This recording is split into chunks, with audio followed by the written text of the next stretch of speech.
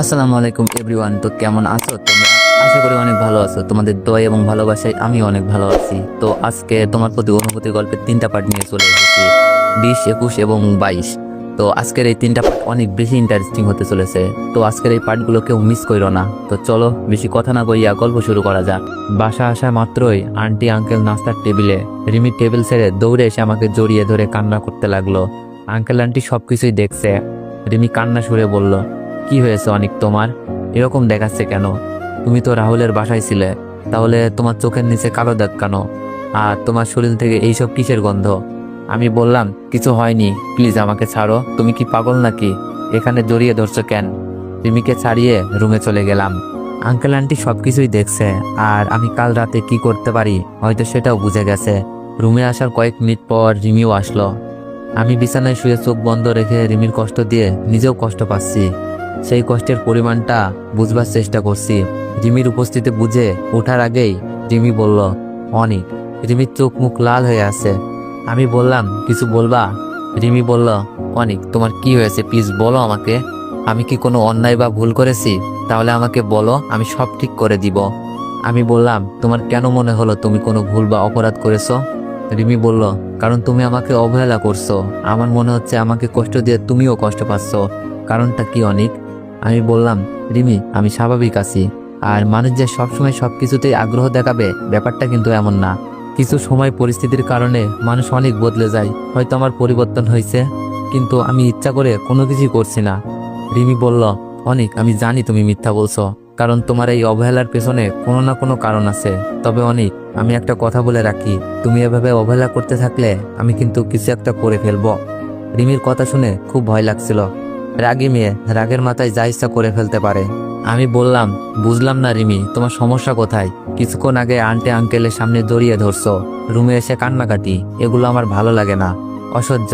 আর uncle aunty কি করে কে জানে, হয়তো তোমার এই জড়িয়ে ধরা দেখে বাসা থেকে বের করে দিবে আমাকে। রিমি কান্না সুরে বলল, কে কি ভাবলো আমি জানতে চাই না, দেখতেও চাই না। আমি শুধু জানি তোমার দেওয়া কষ্টগুলো আমি সহ্য করতে পারছি না। প্লিজ অনিক আর এমন করো না। আর আমি তো বললামই, আমার কোনো অপরাধ থাকলে বলো, আমি শুধরে নিব। আমি বললাম, তুমি কোনো ভুল করছো কিনা জানি না, তবে আমি তোমাকে ভালোবেসে অনেক বড় ভুল করে ফেলেছি। কথাটা বলতে কলিজা ছিঁড়ে যাচ্ছিল। রিমি বলল, কি বললে তুমি? আমাকে ভালোবেসে তুমি ভুল করে ফেলেছো? আমি বললাম, তা নয় তো কি, এইসব প্যারা আমার সহ্য হচ্ছে না। কানের কাছে এসে কান্নাকাটি, এটা করছি কেন, ওটা করছি কেন। তোমাকে তো এত প্রশ্ন জিজ্ঞেস করছি না, তুমি কেন করছো? কি সমস্যা তোমার? কথাগুলো বলতে কষ্ট হচ্ছিল, কিন্তু আমারও যে কিছু করার নাই। রিমি অযোধ্যায় কান্না করছে আর বলছে, আমি তোমাকে ভালোবাসছি আমার জীবনের চেয়েও বেশি, এটাই আমার সমস্যা। তোমার অবহেলা ছুরির আঘাতের মতো লাগে, এটাই আমার সমস্যা। আমি তোমাকে ছাড়া বাঁচবো না, এটাই আমার সমস্যা। রিমির কান্না দেখে আমার চোখের পানি বেরিয়ে যাচ্ছিল, কিন্তু রিমির সামনে কোনো কিছু প্রকাশ করা যাবে না। তাই বাহানা ধরে বললাম, ওকে তাহলে তুমি তোমার সমস্যা নিয়ে থাকো, আমি গেলাম।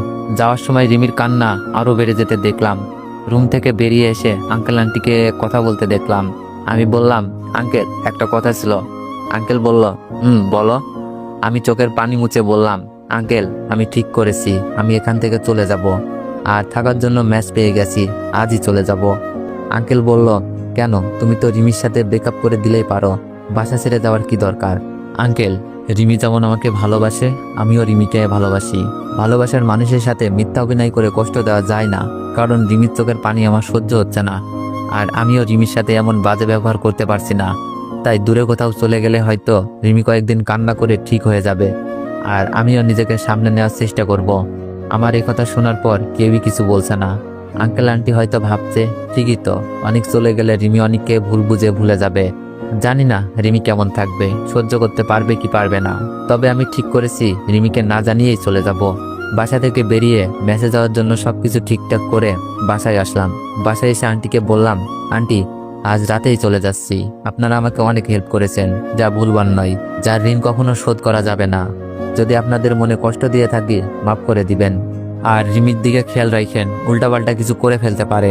আপনারা চাইলে আমাকে নানা অপবাদ দিতে পারেন, যেন রিমি আমাকে ঘৃণা করে, তাহলে রিমি স্বাভাবিক হয়ে যেতে পারে। আজ আঙ্কেল আন্টি কেউ কিছু বলছে না। রাতে রিমির জন্য একটা ছোট চিরকুট লিখে কাউকে না জানিয়ে বাসা থেকে বের হয়ে যায়। সাথে বই খাতা, জরুরি কাগজ, মোবাইলটাও রেখে গেছি।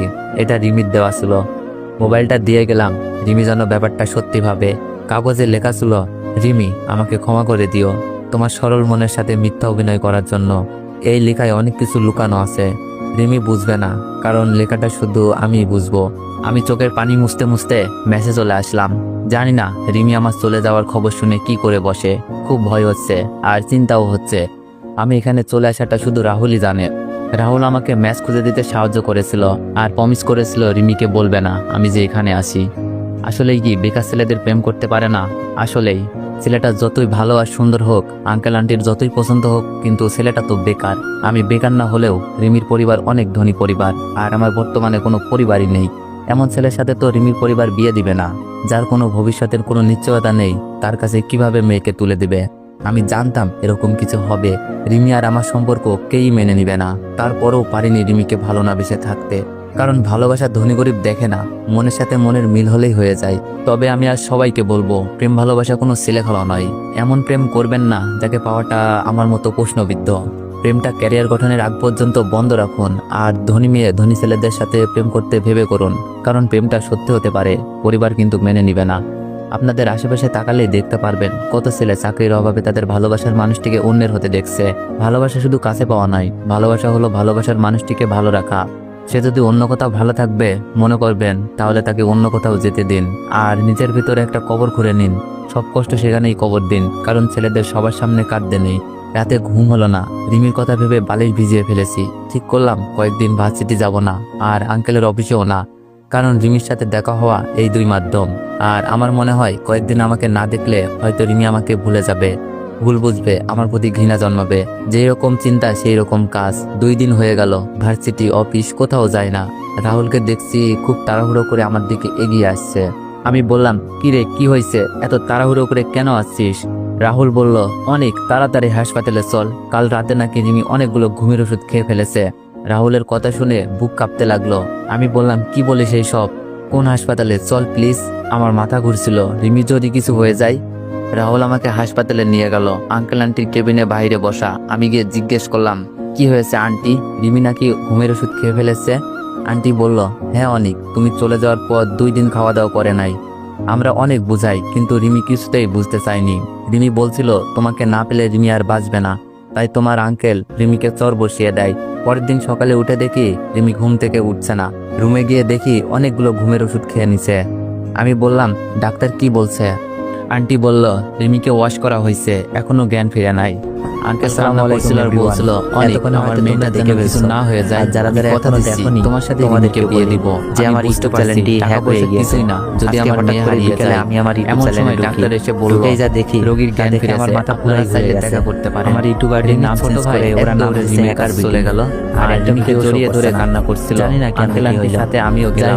সাথে যারা আইডি হ্যাক করছো, রিমিকে দেখে আমার মন থেকে ধন্যবাদ। এই কি অবস্থা রিমি? কারণ আইডিটা হ্যাক হলে আমার দিকে তাকাতে, আমার পাশে যখন আমার দিকে চোখ পড়ে, আইডি একটা গেছে, তাই কি হইছে? সবাই বুঝতে পারে, চেষ্টা করব থেকে বেরিয়ে যায়, আবারো ঘুরে রিমির কাছে যাই। আমি যারা ভালোবাসে কোনো কিছু না ভেবেই রিমিকে জড়িয়ে ধরি, আর যারা আমার জড়িয়ে ধরে কান্না মাখা করতে বললাম, তো ভালোবাসার সরি আমি বুঝতে পারি না। আমি আবারো ইউটিউবে ব্যাক করে সুরে বলল, স্যারও বলছে আমাকে, তুমি এখানে কেন? আমার টিকটক আইডি তুমি ভালোবাসো না, তাহলে কেন এসেছো? ভয়ে আমি বললাম, অফিশিয়াল লিখে আমার জানটা যে আমাকে ছেড়ে চলে যাচ্ছিল, আমার নামের ফেক আইডি গুলাতে চলে আর বলছিল, কে তোমার জান, যাও এখান থেকে, আমি তোমার সাথে কথা বলতে চাই না। রিমি অনেক রাগ অভিমান করে আছে। রিমি, আমি জানতাম না তুমি এরকম কিছু। আমাকে আটকে দিয়ে রিমি আম্মুকে ডাকতে শুরু করলো। আন্টি আঙ্কেল সবাই রুমে এসে বলল, কি হয়েছে রিমি? রিমি বলল, আম্মু অনেককে যেখানে চলে গেছিল সেখানেই যেতে বলো। আমি মাথা নিচু করে দাঁড়িয়ে আছি। রিমি কি অভিমান করে বলছে নাকি সত্যি চলে যেতে বলছে? আঙ্কেল বলল, রিমি অনেকের কোনো দোষ নেই, সবকিছু আমাদের জন্যই করেছে, বাসায় চল সব বলছি। রিমি বলল, তোমাদের জন্য মানে? আন্টি বলল, বাসায় চল সবকিছু বলবো। রিমি চুপ মেরে গেছে। বাসায় আসার পর রিমি জানতে চাইলো, এবার বলো। আন্টি বলল, আসলে আমরা অনেককে বলেছিলাম তোর সাথে যেন অন্য কোনো সম্পর্কে না জড়াই, আর যখন জড়িয়ে গেছে যেন তোকে ভুলে যায়, আর তুই ভুলে যাওয়ার জন্য যা দরকার তাই করবে। রিমি আমার দিকে তাকিয়ে আবার শুনতে লাগলো। আঙ্কেল বলল, আমরা জানতাম না আমাদের অহংকার তোমাকে হারিয়ে ফেলেছিল, আর আমরা সিদ্ধান্ত নিয়েছি অনেকের সাথেই তোমার বিয়ে দিব। হৃদয়ের সাথে কথা হয়েছে। তো ভিউয়ার্সরা, এতদূর যারা যারা শুনছো সবাই একবার করে বলো আমিন। রিমি আনন্দে মেতে উঠে বলল, সত্যি বলছো আব্বু? আঙ্কেল বলল, সত্যি বলছি। আর অনেক, তুমি আবার বাসায় চলে আসো, আজ রাতেই তোমাদের বিয়ে। বিয়ের কথা শুনে মনে আনন্দ যেন আর ধরে না, এটা যেন অসাধ্যকে সাধ্য করা, কিন্তু আমি কিছুই করি নাই, সবকিছুই রিমির পাগলামি। আঙ্কেল, আপনি মেনে নিয়েছেন, এতেই হবে, বিয়েটা না হয় পরেই করি। আমি একটা বিষয় ভাবছিলাম। রিমি বলল, কেন? আজ রাতেই হবে, নয়তো আবার ঘুমের ওষুধ খাবো। আমি বললাম, না মানে বলছিলাম লেখাপড়াটা শেষ করে না হয় বিয়েটা করি। রিমি বলল, না না আব্বু, তুমি আজই বিয়ের আয়োজন করো। ভাবছি আমার বিয়েতে আব্বু আম্মু ভাই ভাবি সুমি আপু কেউই থাকবে না। আর কিভাবেই থাকবে, আমার তো এখন সেই সম্পর্কও নাই। আর রিমিকে বিয়ে করার এই সুযোগটা হারানো মনে হয় ঠিক হবে না। আমি বললাম, আচ্ছা ঠিক আছে। রাহুল আশার কিছু ভালো বন্ধুদের দেওয়া হলো বিয়ের সব দায়িত্ব। প্রাণপণ চেষ্টায় বিয়েটা হয়েই গেল। বন্ধু বান্ধব অনেক কথা বলছিল আর হাসাহাসি করছিল। কথাগুলো আসলে বলা যাবে না, বুঝতেই পারছেন কথাগুলো কি হতে পারে। তবে আঙ্কেল আন্টির মুখে হাসি দেখে মন ভরে গেল, কারণ আঙ্কেল আন্টির মনে কষ্ট দিয়ে হয়তো কখনোই আমরা সুখী হতে পারতাম না। বাসর ঘর সাজিয়েছে বন্ধু বান্ধব গুলো, বসে বসে আড্ডা দিচ্ছে। কেউ কেউ কার্ড নিয়ে বসে পড়েছে, আজ নাকি কিছুই হবে না, আজ শুধু আড্ডা হবে। শালারা তো কখনো বিয়ে করে নাই, কেমনে বুঝবে আমাদের মনে কি চলছে। আমি বললাম, দোস্ত 1:30 বাজে, এবার তো যা। না বন্ধু, আজ কিছুই হবে না, তুমি চাইলেই শুরু করতে পারো না, আমরা এখানেই আছি, নয়তো আমাদের সাথে খেলতে আসো। রাহুলের সাথে আশা ইবা সবাই সাই দিচ্ছে আর হাসাহাসি করছে। রিমি বলল, ওকে তোরা কার্ড খেল, আমরা লুডো খেলছি। আশা বলল, ওই দাঁড়া, আমিও খেলবো তোদের সাথে। রাহুল বলল, দাঁড়া আমিও আসছি। আমি বললাম, ওকে, খেলার আগে একটা শর্ত আছে, বলে নিই। কি শর্ত? আমি বললাম, আমরা জিতলে তোরা রুম থেকে বের হয়ে যাবি, আর তোরা জিতলে সারা রাত আড্ডা চলবে। আশা বলল, আচ্ছা ঠিক আছে, আমরা রাজি। আশাকে একটু আস্তে করে বললাম, আশা একটু বোঝার চেষ্টা কর, একটু কম করে খেলিস, রাহুলে তো ছাড় দিবে না। আশা বলল, আচ্ছা 500 দিতে হবে। আমি বললাম, কাল সকালে পেয়ে যাবি, প্রমিস। খেলা শুরু হলো। আমার খেলার বাজে অবস্থা, রিমি ভালোই খেলছে। সবসময় রিমি সবকিছুতে এগিয়ে থাকে, তা না হলে হয়তো আজ বিয়েটা করতে পারতাম না। আশাকে যা বলছি তাই করছে, তারপরও পেরে উঠতে পারছিলাম না। অন্য সবাই আকর্ষণ দিচ্ছে, সবাই আমাদের বিরুদ্ধে। যাক, আশার হেল্পের জন্য শেষ পর্যন্ত জয়ী হলাম। রিমি বলল, এবার রুম খালি করতে হবে, যাও। আশা বলল, যাচ্ছি। রুম খালি করে সবাই চলে গেল। রিমি বলল, আচ্ছা আশা তো বাজে কিভাবে খেললো? আমি বললাম, 500 টাকা ঘুষ ছিল। রিমি বলল, তাই, ভালো করেছো। আমি বললাম, রিমি বলল, তুমি দেখছো কিভাবে তোমাকে আমার করে নিলাম? আমি বললাম, আঙ্কেল আন্টি না চাইলে কখনোই সম্ভব হতো না। রিমি বলল, তুমি জানো আমি এত ঘুমের ওষুধ খাইনি, 2টা খেয়েছিলাম, বাকিগুলো বাইরে ফেলে দিচ্ছি। আমি অবাক হয়ে বললাম, 2টা খেয়ে এই অবস্থা? রিমি বলল, না, আমি অভিনয় করছিলাম। অভিনয়? তোমার সাথে আব্বু আম্মুর সব কথাই আমি শুনেছিলাম, তারপর থেকে তোমার অবহেলা শুরু। তুমি অভিনয় করছো, তারপরেও খুব কষ্ট পেতাম, তাই আমি ইচ্ছা করেই আব্বু আম্মুর সামনে তোমাকে জড়িয়ে নিই, যেন আব্বু আমার পাগলামি দেখে। আর তুমি চলে যাওয়ার পর রাহুল আমাকে সবই জানাই, আর আমাকে ঘুমের ওষুধের অভিনয় করতে বলে। সব শেষ, কাজে লাগলো। রিমির কথা শুনে আমি তো অবাক, অভিনয় কি আমি করতে পারি? রিমি তো আমাকে ছেড়ে গেছে। আমি বললাম, তুমি তো আমাকে অভিনয়ে হার মানিয়ে দিয়েছো। রিমি বলল, 2:30 বাজে, কথাই বলবে? আমি বললাম, কেন, কি করব? রিমি বলল, কেন জানো না? আমি বললাম, না, তুমি জানিয়ে দাও। রিমি বলল, তুমি কিন্তু অনেক দুষ্ট আছো। তো এভরিওয়ান, আচ্ছা এটুকুই রাখা যাক, আর গভীরে যাওয়ার দরকার নেই, কিছু কথা গোপনেই থাক। সকালে ঘুম থেকে উঠে দেখি কিছু একটা বুকের মাঝে মিশে আছে, দেখতে দারুণ লাগছে, ইচ্ছে হচ্ছে এভাবেই দেখে যাই, কিন্তু চাপ নিতে পারছি না, আমার যে বাথরুমে যাওয়া লাগবে। রিমি, এই রিমি ওঠো। রিমির মুখের সামনে চুলগুলো সরিয়ে দিয়ে বললাম। রিমি ঘুমের মধ্যেই বলল, না, আমার খুব ঘুম পাচ্ছে, ডেকো না প্লিজ। আমি বললাম, এরকম বুকের উপর শুয়ে থাকলে ঘুম তো পাবেই, কিন্তু বুকটা যে একটা মানুষের, আর সেই মানুষটা যে ওয়াশরুমে যাবে। রিমি বলল, ওয়াশরুমে যাওয়া লাগবে না, আমার ঘুম ভেঙে যাবে। বলে কি মাইয়া, এই দিক দিয়ে আমার তো 13টা বাজতে শুরু করে দিছে। আমি বললাম, এই বুকটা তো তুমি দখল করে নিছো, আর এটা এখন থেকে তোমারই, এখন আমার যেতে হবে, প্লিজ ছাড়ো। আমি আর নিতে পারছিলাম না, আমি আর না পেরে রিমিকে সরিয়ে ওয়াশরুমের দৌড়। ফ্রেশ হয়ে রুমে এসে দেখি মহারানী মুখ ফুলিয়ে বসে আছে। মজা করে বললাম, কি ব্যাপার রিমি, মন খারাপ? রিমি বলল, কুত্তা, তুই আমার স্বপ্নটা নষ্ট করে দিছিস, কত সুন্দর স্বপ্ন দেখছিলাম। রিমির মুখে তুই শুনে আমি তো অবাক হয়ে রিমির দিকে তাকিয়ে রইলাম। রিমি, তুমি কি বলছো, আবার বলো তো। ভাবছি হয়তো এখনো ঘুমের ঘর কাটে নাই, উল্টাপাল্টা বলছে। রিমি বলল, কি বলবো, কত সুন্দর স্বপ্ন ছিল। রিমি দেখি কাঁদতে শুরু করে দিছে। এটা কি হচ্ছে, ঘুম থেকে উঠেই কান্না করছে নাকি স্বপ্নের জন্য? এভাবে কথায় কথায় কাঁদলে আমি তো শেষ। শুনেছি বিয়ের পর নাকি বইয়েরা সরকার হয়, আমার জন্য যেন এটা প্রযোজ্য না হয়। আস্তে করে বললাম, কি স্বপ্ন দেখছো রিমি? রিমি অভিমানের সুরে বলল, স্বপ্ন দেখছিলাম আমার একটা কিউট মেয়ে বেবি হয়েছে। আমি অনেক আদর করছিলাম, কিন্তু বেবিটা কান্না করছিল। তুমি আমার স্বপ্ন নষ্ট করে দিছো। আমার বেবিটা মনে হয় এখনো কান্না করছে। আমি বললাম, অনেক ভালো লাগতেছে, কাল বিয়ে হলো মাত্র, তেমন কিছুই হয় নাই, আর তুমি স্বপ্নে মেয়ে বেবিও দেখে নিয়েছো। কান্না থামানোর আগেই ঘুম ভেঙে গেছে, তাই এখন বসে কান্না করছো? রিমি বলল, তুমি কি বুঝবে, সন্তানের কান্না মা কখনো সহ্য করতে পারে না। বলেই রিমি ফ্রেশ হতে চলে গেল। আমি তো অবাক হয়ে তাকিয়ে আছি রিমি চলে যাওয়ার দিকে। আর রিমির কথাগুলোতে হাসা উচিত নাকি কান্না করা বুঝতে পারছি না। যে মেয়েটাকে তার মা বাবা সামলাতে হয়, সেই মেয়েটা বলে কিনা সন্তানের কান্না মা কখনো সহ্য করতে পারে না। আল্লাহ, মেয়ের কি এমন গুণ দিলা যার জন্য এত রং তাদের, যখন ইচ্ছা রং বদলায়। তবে রিমির বোকা বোকা কথা শুনে হাসি পাচ্ছিল। অনেকের হয়তো কান্না পাচ্ছে, তাই না? অনেক মেয়েই বলবে, ঠিকই তো, ঘুম কেন ভাঙাতে হবে? রিমি তার মেয়ের কান্না থামানোর পর না হয় ঘুমটা ভাঙাতেন। না জানি বাচ্চাটা এখনো কান্না করছে, আর বড় জোর দিয়ে বলবে সন্তানের কান্না মায়েরা সহ্য করতে পারে না। এই কথায় আমি কিন্তু একমত। আশা করি সব ছেলেরাই সহমত প্রকাশ করবে।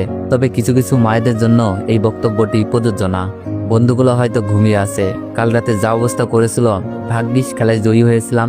রুমের দরজা কে যেন নক করছে। রিমি ওয়াশরুমের দরজা খুলতেই বন্ধুগুলোর হামলা। রাহুল বলল, কিরে এত সকালে উঠে গেলি?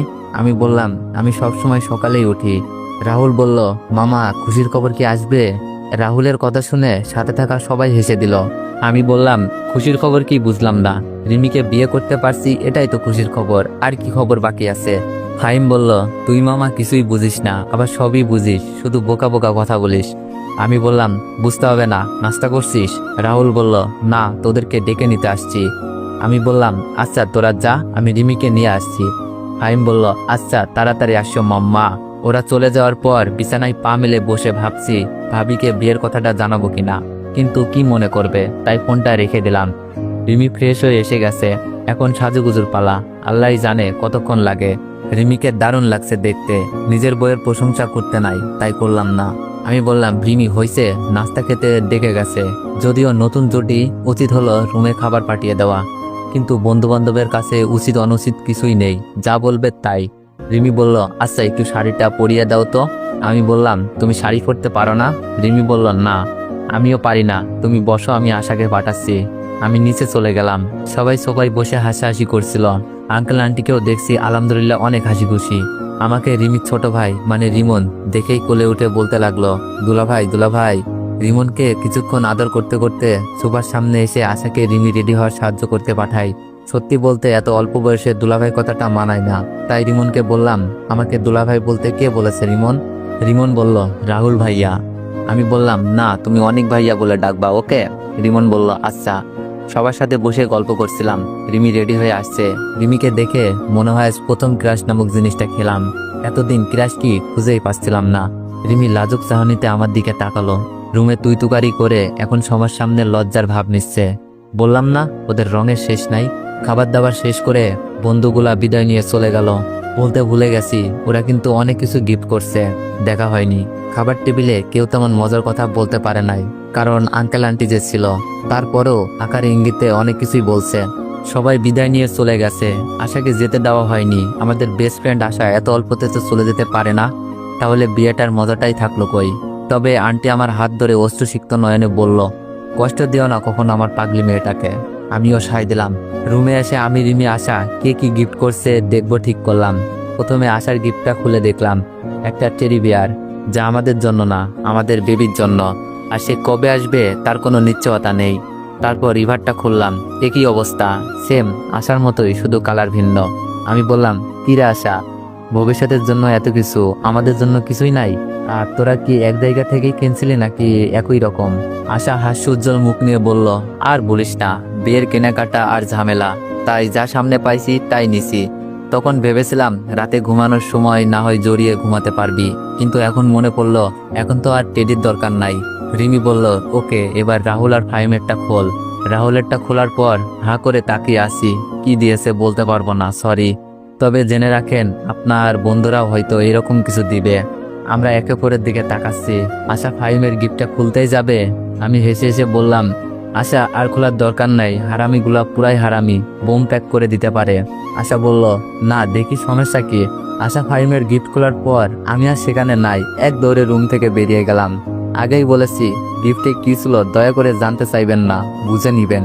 সত্যি আমার লজ্জা লাগছিল, আশা না থাকলে হয়তো এমন লজ্জা লাগতো না। আমিও ঠিক করলাম তাদের বিয়েতে আমিও বোম প্যাক করে দিব। কিছুক্ষণ পর রুমে গেলাম, আমাকে দেখে রিমি আর আশা হাসতে লাগলো। আমি বললাম, হাসিয়া লাভ নাই, এগুলো তোমার জন্য আসতেছে, আগে হৃদয় ভাইয়া দেশে আসুক তারপর। আমি কি বলবো খুঁজে না পেয়ে এটাই বললাম। আশা বলল, ইস মেরে ফেলবো এইসব দিলে। রিমি বলল, আচ্ছা বাদ দে, মাইশা ভাবিকে তো জানানো হয়নি, জানলে অনেক রাগ করবে দেখিস। আমি বললাম, আরে না, বুঝিয়ে বললে রাগ করবে না, অনেক খুশি হবে দেখিস। মাইশা আপু এমন মাইন্ডের না, খুবই ফ্রি। আর বিয়েটা কিভাবে হলো সবাই তো দেখলেনি। আপু রাগ করলে না হয় একটু বোঝানোর কাজে সাহায্য করবেন। তো এভরিওয়ান, নেক্সট পার্টের জন্য অপেক্ষা করুন, খুব তাড়াতাড়ি নেক্সট পার্ট আসবে।